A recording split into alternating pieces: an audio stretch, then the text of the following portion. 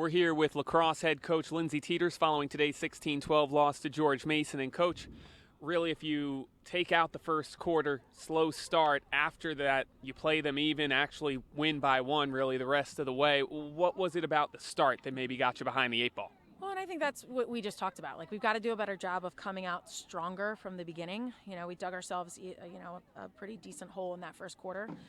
What I am proud of is our fourth quarter play. I thought the intensity that we brought, I didn't think we played, as well maybe in the second and third, but had, started to work our way back in. But the fourth quarter, I think just the intensity from, end to end was really there. So proud of the way they finished, but we got to start stronger. Yeah, it felt noticeable really towards the end of the second, even just your defensive pressure, making it tougher to finish a clearance, making it tougher to get to the face of goal. What did you sort of see in terms of that extra intensity? How did it, help out the defensive end? Well, I think, even our defensive coordinator just said, we've got to be able to make those small adjustments. I thought they did at moments. I think, their shots were hard, crisp shots today.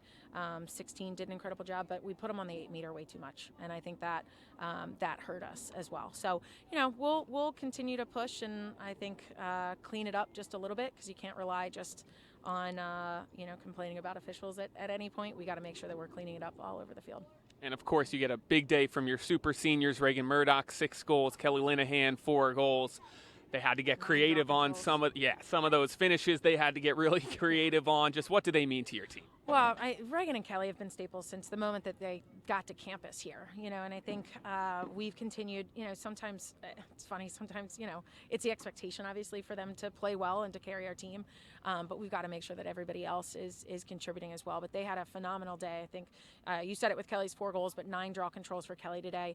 And at Reagan, one point, who runs our midfield, I just had to pull her out of the midfield because she was scoring for us, so put her down on that attacking end. So, they are a special group. They're going to continue to leave their mark on this program, and there's still a lot of season to go. Thank you, as always, for the time, and we'll see you next Saturday for UMBC. Thank you.